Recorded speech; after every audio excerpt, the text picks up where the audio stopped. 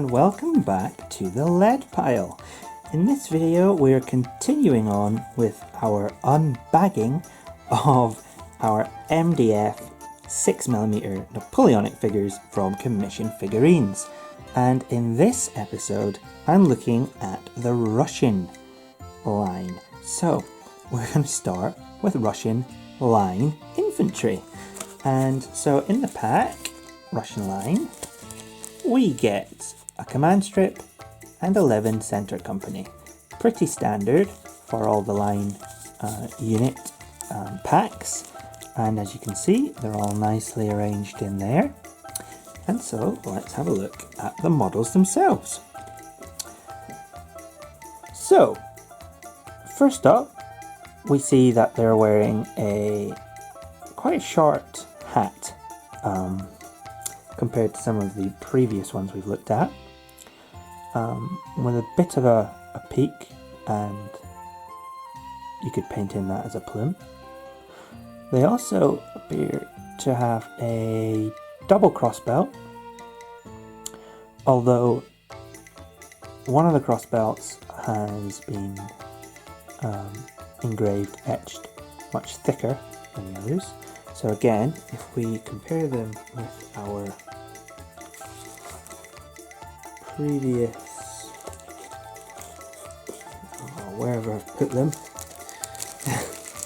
this is going to happen. If I compare them, I'm spilling stuff. There we go. If I compare them to our Prussians from our last video, they look very similar. In fact, to the point where I would almost say we're looking at the same thing here. To my naked eye, they look like the same. I'm trying to see if there's a difference. Obviously there's a difference in the wood colour there, but so we've also got this cross chest belt engraved in there as well, across the top of the chest. Let's see if the back helps answer this question. At the back, again, backpacks, canteens. Yeah, backpacks, canteens. Well, they are basically the same. Now, the Russian line infantry and the Prussian line infantry may well have had the same uniform. You might be crying out saying, that's ridiculous, they're exactly the same, they shouldn't be. But remember, this is a completely different uniform here. This one is French, British, that I've painted up. They look very similar anyway, because they're 6mm and they're MDF. What matters is you paint them. And to prove that point, I'll just break the top of that bayonet off. To prove that point, here we go, couple of minis. Gotta be careful with these. Exact same pose, totally different uniforms, look completely different on the table. So that's the great thing about these. You could just buy 30 packs of French line or Russian line and just paint them up red, or paint them up blue, or paint them up green, and at 6mm it's not going to matter. They're going to look really nice. But the etching on these do help, as you can see here. There are cross belts there. There are waist sashes as well for the Russian officers, and that's going to be really useful for guiding your brush if you're not used to painting the uniforms. Maybe you've painted them in 28mm Russian Napoleonics and you've decided you want to now do 6mm so that you can have thousands on the table for mere pennies. This will help you have an idea of where to paint in those details. But you don't have to use those. You can literally just paint a line over the tunics, green, paint a line in white for the trousers, paint a line in black for the headgear, and then blob, blob, blob, blob, blob in pink for the faces. And that is it, that's done. You know, you're painting up hundreds and thousands of these in small scale. So you don't have to worry about painting in buttons and painting in lapels and everything, unless you want to. You know, when I've painted up models, so let's look at the Dutch, you know, I've painted in the cuffs and I've painted in a bit of the lapel, but I've not gone crazy with it. I've not gone crazy to town. The face and the metal plate on the headgear, that's just a blob. It's literally just a blob.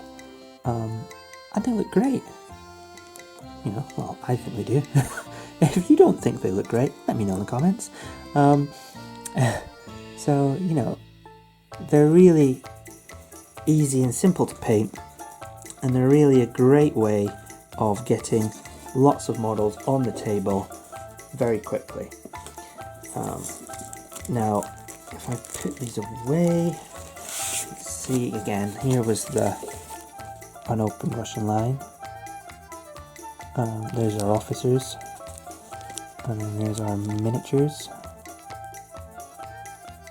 Okay, so we've looked at those.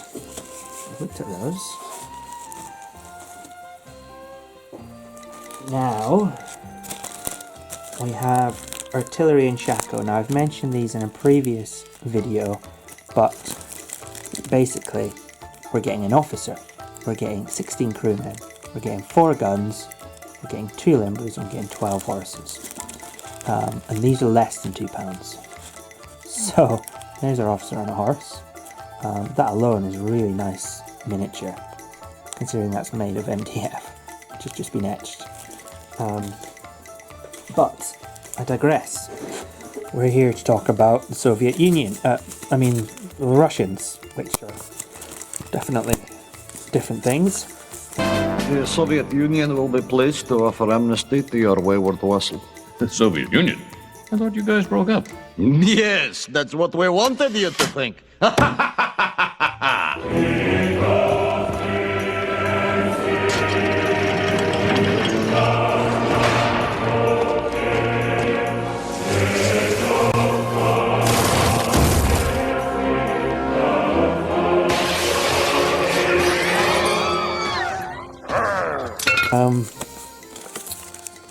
So we've got a command strip and we've got 11 grenadier companies for our Russian grenadiers. So let's have a look at these big boys.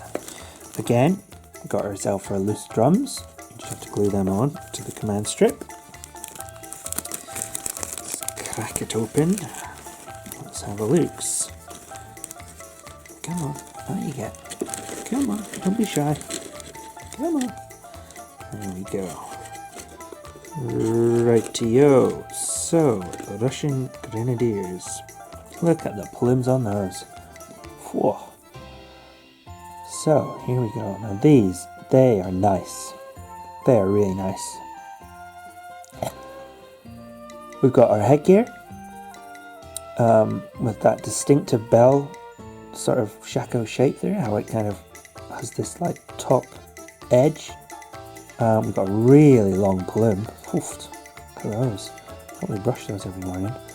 And we've got our faces, which are actually, yeah, they're nice. You've got a nose there. If you look hard, you do have a nose and a bit of a mouth. Honestly, not that it matters because it's 6mm, but it's good that it's been done. And here we go. So we've got our long-sleeved tunics. We've got our thick crossbelt, our folded blanket, etc., whatever you want to paint them as. We've got our trousers. Really nice. And again, you might be thinking, well, where the hell's the weapon? It's not shoulder mounted.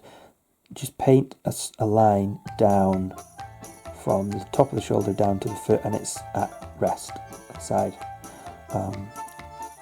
There we go.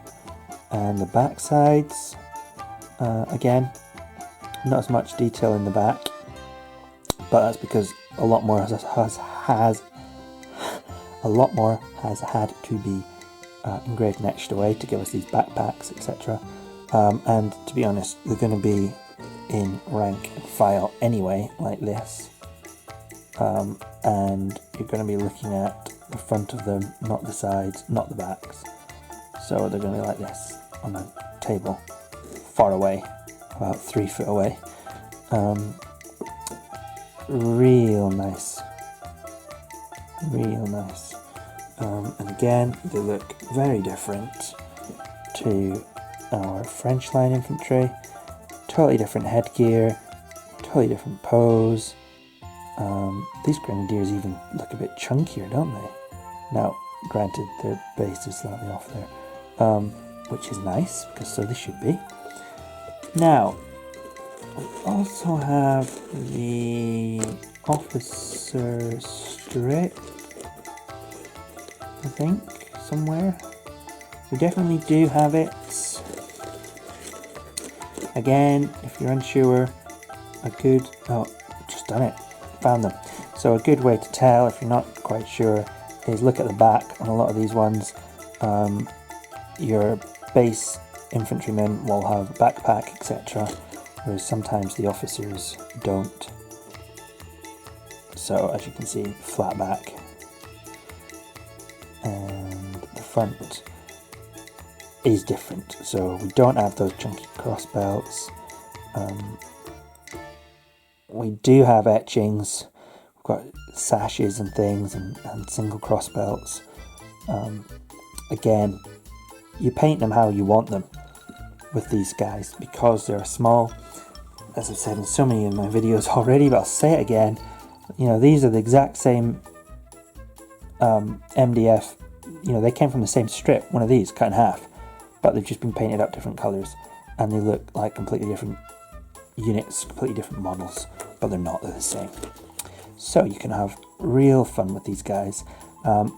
Now, for hussars and cavalry and stuff like that, a lot of the time it just goes by either the like sheepskin, cover on the horse's arse, or it goes by hat type. So it's not even nation specific. These ones are, but they don't have to be. You could use anything and just paint them up. You could just buy 30 packs of French line and paint them green. And then the last Russian specific unit that I've got here is heavy cavalry, Comb Russian. Oh, I've rushed to open that and I've ripped it. If you pardon the pun. Right, unbagging live. Let's have a look at these guys. I think the cavalry are where they excel, to be honest, because it's amazing what's been done. I mean, the infantry are cool, to be honest, but the way it's done the cavalry is just amazing. Look at that, we've even got a raised foot. Bloody hell. So we've got lots of different layers here of etching to give us that face, the mane, the neck, and the actual fat part of the horse's body. And then off the horse's arse, you can see it's slightly etched in for the tail as well. Lovely. And then if we look at this side, you can see we've got a lot of different engraving and etching layers here to give us this helmet, the crest, the back, and then we've got these etchings here to give us the kind of saddle and the legs. So when you base coat these, do it thinly. Can't stress that enough. The temptation is to lay it on thick because of the fact you're painting wood, and you worry the paint is just going to seep into the wood if you don't give them a thick base coat. Not necessary. If you give them a really thick base coat, you will lose this detail here. Now, although that's not necessarily a problem when it comes to the model, because that detail is very thin anyway, it's not like you're going to have a blotched-faced Space Marine or something. It is a problem when it comes to actually painting it in if you're not sure where things go. So if you cover that up with black, you're not going to know where to put the leg. You might have the guy's leg coming way out over here like he's some sort of guy on a rodeo cow or something. So it is useful to just give it a nice thin base coat, and that way you can still see the underlying etchings that have been made to help you out here know where to paint things. But having said that, if you want to just do what you want, you don't even need to bother with that. You could just, you could not paint in the style, you could paint the horse brown, stick a line down there of black or green for his leg, and say, job done. They're going to be, you know, the cavalry are going to be lined up next to each other, so you're not really going to see that anyway. You're just wanting an impression of the colour of the uniform. You will probably end up sticking flags or labels or something on the bases anyway, because you're going to have, you know, tens, even hundreds of bases potentially.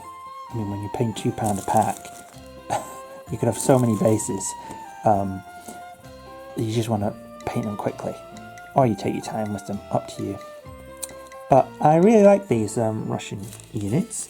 I didn't know what to expect when I opened them to start with, when I saw they were very similar, the line to the Prussians, but that's not a problem at all.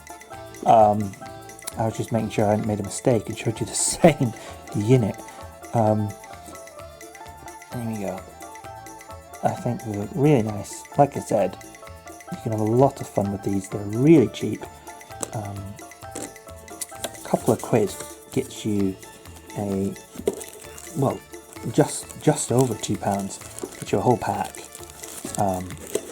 And like I said, you're getting 12 strips of 8 men. So that's a lot of models. And you know, it's less than a cup of coffee, and you can easily split them in half like that. Trim the base there, obviously. I've just done it with my fingers. And then you're getting your strips of 4 if that's how you want to have them based. And I base coat mine in white so I can still see the details coming through, and I paint them really bright colours. So if I would have painted that in like a dark red in 28mm, I'll paint it in a really bright red. Oh Christ, in 6mm. It's okay, they're fine. They're very, very robust models for being made of MDF. So thin as well. And there you go, there's some green Nassau I've painted. So obviously the Russians are being green as well. But you can have a lot of fun painting up different uniforms, trying out different things, because you've not spent a whole load of money. And I'm really looking forward to painting these up and getting them on the board. Like I say, I don't have a lot of painting time at the moment, which is why I like 6mm, because in an evening I could probably paint this whole unit here, because it doesn't take long at all. Whereas in a 28mm model I could spend an hour and I won't even have all the base coat done on one guy. So, you know, there's the difference. But yeah, very happy with these guys. Very happy with my Joy of 6 purchases, because obviously I've also had the Prussians and the Austrians and a few French line packs as well. Like I said, all of that came to like £30–35, something like that. And I've basically got 3 armies for that price. So you cannot argue with that. If I was to do that in 28mm, not that I'm being scalist, but if I was to do that in 28mm, it'd be, you know, 350 quid. Easy. Not 35. Probably more, man for man, but anyway. I hope you've enjoyed this. I hope this has helped you on your 6mm journey. Like I say, I cannot recommend enough these MDF miniatures if you're starting out your 6mm journey. It is a journey, you know. If you're not sure about taking the plunge into a different scale, it can be a bit, you know, you've got everything in 28mm, you don't want to necessarily have to start all over again. But if you do it in 6, you can do, rather than skirmish games, you can do big, grand, tactical games where you're a general, for instance, commanding entire divisions. And they paint up really fast. Don't be afraid about them. They are small, but that doesn't matter, because they're small, it makes it easier. It doesn't matter if you paint them in lots of detail or not, because on a board, when they're this far away, you know, got a strip of red versus a strip of blue. So, you know, that's all you're really seeing. You're not even seeing their faces or the highlights or nothing, so you don't need to bother about it. Anyway, I've blethered on enough, blethering about hobbying again. I could talk all day about these guys. I hope you find it useful. If you have any of these MDF models, let me know.